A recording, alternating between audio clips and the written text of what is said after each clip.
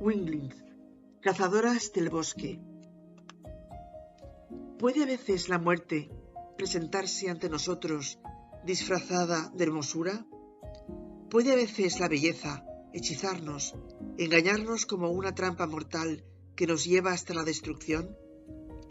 Esta es la historia de una civilización conocida como las Winglings, cazadoras del bosque, protagonistas de múltiples transformaciones, portadoras de una belleza engañosa, en cuyas redes caen los humanos, víctimas de un destino peor que la propia muerte.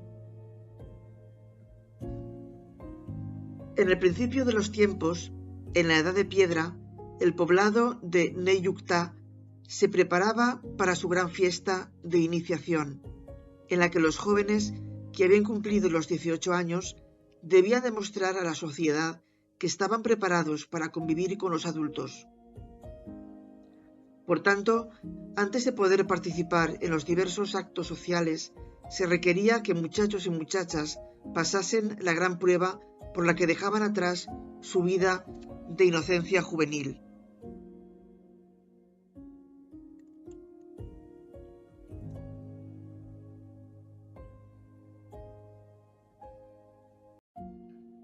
Aquellos dos jóvenes, procedentes del poblado, se dirigían a las profundidades del gran bosque helado, un conjunto de enormes árboles y espesa vegetación propia de un clima frío que no llegaba, sin embargo, a puntos de congelación. Pero el deshielo de una parte del bosque había dejado al descubierto una civilización inquietante, las Winglings. Nadie sabe cómo son realmente las Winglings, pero se dice que son seres que se caracterizan por su metamorfosis a partir de una simple mariposa. Debemos de tener mucho cuidado, pues hay mariposas que realmente lo son y hay otras que se convierten en Winglings o criaturas aladas de eterna transformación. En realidad no sabemos en qué consisten esas transformaciones, ya que todo aquel que ha caído en las redes de una Wingling no ha vuelto nunca para contarlo, dijo la muchacha. ¿Y cómo puedo saber si estoy ante la presencia de una inocente mariposa o de una cruel Wingling? Quiso saber el joven. No se puede saber a simple vista. Por eso debemos protegernos de ellas y así, antes de ir a cazar al bosque, untarnos nuestro cuerpo con la esencia de la planta protectora, una sustancia que repele a las Winglings y por la que solo vemos auténticas y bellas mariposas.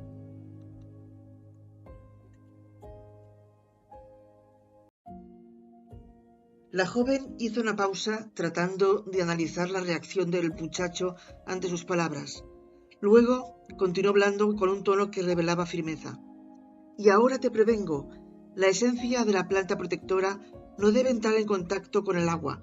De lo contrario, el líquido hará que desaparezca de nuestra piel, volviéndonos vulnerables ante las Winglings.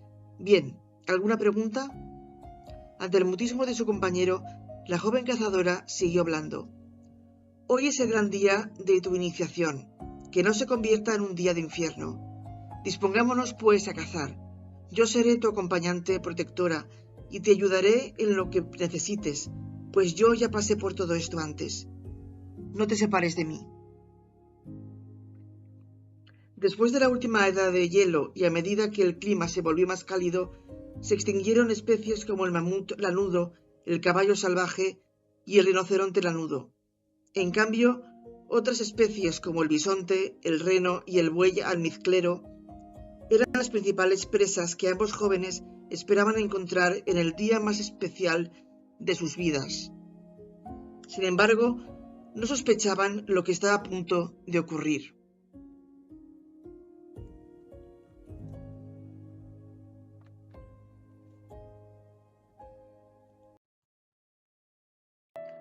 Como salido de la nada, un enorme lobo prehistórico se aproximó amenazadoramente hacia ellos. Los dos jóvenes se prepararon para el temible enfrentamiento con un animal que parecía estar más que hambriento. La muchacha, como cumpliendo su deber de protección hacia el joven iniciante, se colocó enfrente del lobo, cubriendo el cuerpo de su compañero, que permanecía detrás de ella, observando, pero sin dejar de tensar el arco y la flecha que apuntaba al depredador. La ciega suerte, sin embargo, provocó que una mala pisada hiciese resbalar al muchacho y cayera a las aguas de un río que discurría a espaldas de ambos. La joven cazadora vio con impotencia cómo la corriente arrastraba al joven, al que pronto perdió de vista irremediablemente. Finalmente el muchacho consiguió salvar la vida al lograr agarrarse al tallo de una planta que crecía en la orilla del río, pero estaba ya muy lejos de su compañera. Pronto advirtió que al mojarse con el agua había perdido la protección de la sustancia de la planta protectora. Nada podía hacer, sin embargo, más que continuar su camino para intentar culminar, ahora él solo, su propósito iniciático. El muchacho, al que llamaban Flecha sobre el viento, debido a la rapidez con la que era capaz de correr, más rápido que las flechas que eran disparadas por los cazadores, según decían, ya se había adentrado en el gran bosque helado. Había perdido el arco de las flechas al caerse en el río, por lo que no disponía de armas con las que defenderse de los peligros que sabía que le acecharían. Y, aunque era un joven valiente y decidido, su inexperiencia como cazador era más que evidente. Sin embargo, no sabía todavía que su destino iba a convertir su naturaleza de cazador en la de simple presa. El tiempo transcurría en el bosque. Al parecer, había entrado en una zona forestal extraña, con una flora y fauna peculiar y fuera de lo común. Criaturas desconocidas se movían por doquier, mientras que flores y plantas que no había visto nunca conformaban el jardín más insólito jamás contemplado. El joven no era consciente de que la extrañeza de que aquel mundo le provocaba le hacía al mismo tiempo ignorar las señales de peligro y abandonar la necesaria prudencia sobre aquello que se desconoce. Ciertamente, se comportaba como un niño que hubiera descubierto un inexpugnable secreto y se dejase llevar por las más intensas emociones de sorpresa y fascinación. Entonces la vio. Posada sobre la rama de aquel árbol yacía la más hermosa de entre todas las mariposas que pudieran existir sobre la tierra. Su tamaño era enorme, mucho mayor que el de cualquier mariposa común, pero lo malo era que el joven, sin la sustancia protectora sobre su cuerpo, parecía haber olvidado el peligro que suponían las mariposas winglings. Aquella singular visión había hechizado al joven, que la miraba completamente extasiado.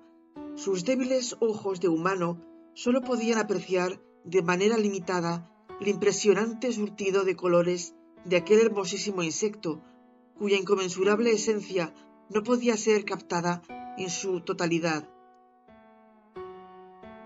La mariposa se había movido y parecía arrancar el vuelo, desplegando su sinfonía de colores. Rojo y azul se mostraban alternativamente con el batir de las alas en el aire. El muchacho quiso seguir imprudentemente al bello insecto, que ahora volaba por los alrededores formando mágicos círculos en torno a él. Flecha sobre el viento levantaba sus trémulas manos como queriendo atraer hacia sí la mismísima alma de la mariposa wingling. Súbitamente la wingling se desvaneció y como el ave fénix resurgió de entre sus restos la forma humana de una mujer que impactó en el joven como la hermosísima diosa que era, de un resplandor y pureza sin igual. Se podría decir que ante él la mariposa se había transformado en una bella mujer mariposa, un insigne animal de facciones y fisonomía femeninas, pero con las hermosas alas del insecto. ¿Quién o qué eres?, acertó a preguntar, balbuceando el joven. Oh, no lo quieras saber, desafortunado ser. Aléjate de mí, ahora que aún estás a tiempo, le respondió con tristeza la mujer mariposa, intentando zafarse del muchacho. No, no te vayas, le rogó el incauto joven. Vete, antes de que me transforme en...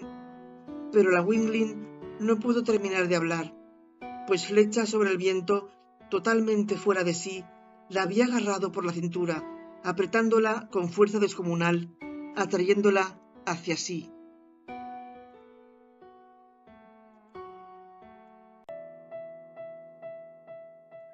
Solo entonces comprendió el muchacho cuál era la verdadera naturaleza de la Wingling, pero ya era demasiado tarde, pues la mujer mariposa fue protagonista de una última transformación, convirtiéndose esta vez en una mujer demonio alada, con grandes cuernos que sobresalían de sus sienes, y con su pelo largo pelirrojo que brillaba con intensidad diabólica. Flecha sobre el viento, que había despertado por fin del sopor de la ignorancia, empezó a correr con la velocidad que le caracterizaba, tratando de alejarse de aquella imagen bellamente infernal. La Wingling demonio volaba tras el joven, persiguiéndolo, implacable, a través del corazón del bosque, con la determinación de aquellos seres que se sienten superiores y orgullosos del dominio que su cautivadora y al mismo tiempo demoníaca hermosura ejercía sobre los indefensos individuos, quienes finalmente sucumbían ante su poder.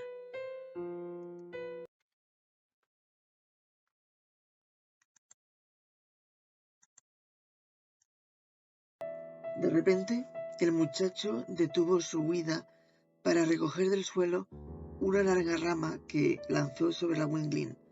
La mujer demonio esquivó fácilmente el objeto lanzado sobre ella, pero en una nueva manifestación de fuerza de su cuerpo emergieron decenas de Winglings demonio, que se lanzaron sobre el joven en un vuelo en picado desde las alturas, ante lo cual, flecha sobre el viento, viéndose brutalmente amenazado, echó de nuevo a correr, en una persecución que no parecía tener fin.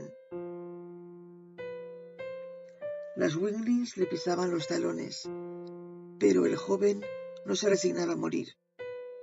Por fin, viéndose rodeado por las mujeres demonio, se le ocurrió una última idea, y fue que, divisando un río cercano, poco profundo, se lanzó al agua, intentando dilucidar cuál sería la reacción de las Winglings cerca de un elemento líquido.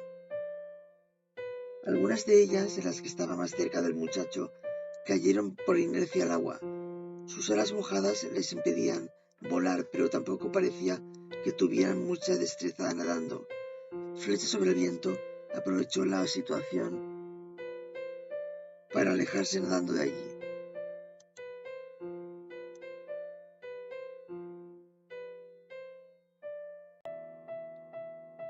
El joven creyó que les había despistado, pero no bajaba la guardia, pues sabía que no podían andar muy lejos de allí. Sin embargo, el relativo descanso de este momento de inacción le hizo reflexionar. Se sentía ahora más cansado, más débil, más inútil en su lucha contra las Winglings. Pensaba que todo esto era una auténtica locura. Cómo de una simple mariposa había surgido una mujer mariposa y luego todas aquellas mujeres demonio. Sin previo aviso, una mujer demonio alada se había lanzado sobre el cuerpo indefenso del joven. Haciendo alarde de una extraordinaria fuerza, aquella Wingling había conseguido derribarlo. Flecha sobre el viento, se hallaba en el suelo y tenía encima, sujetándolo fuertemente, a la mujer demonio. Seguramente esperaba que las demás llegasen de un momento a otro, para capturarlo definitivamente y matarlo, o quién sabe, llevarlo prisionero hasta su reino, porque estaba seguro de que habitaban en comunidad.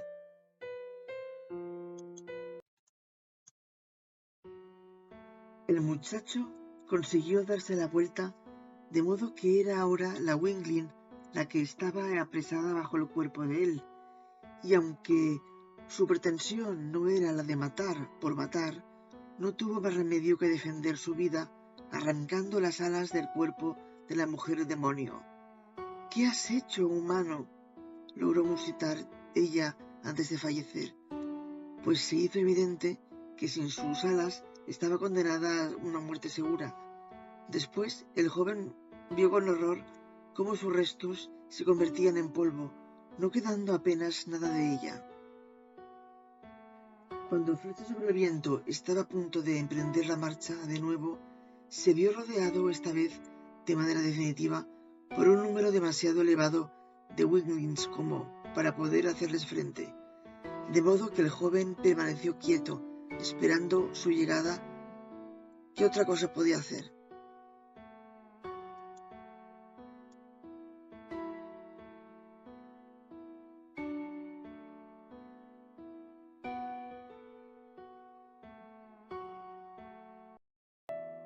El desafortunado muchacho fue llevado por las mujeres demonio hasta una zona muy profunda del gran bosque helado.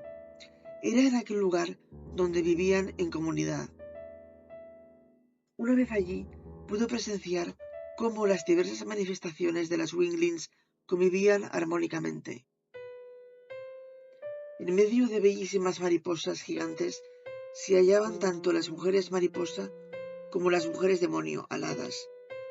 Pero a Flecha sobre el Viento casi le da un vuelco el corazón al ver en un sitio apartado numerosas jaulas hechas de metal y dentro de ellas, como pájaros cautivos sin alas, decenas de humanos, mujeres y hombres que, como él, habían sucumbido a un terrible destino, a una suerte casi peor que la propia muerte, encerrados para siempre, hechizados, engañados por la belleza que era en realidad una trampa mortal.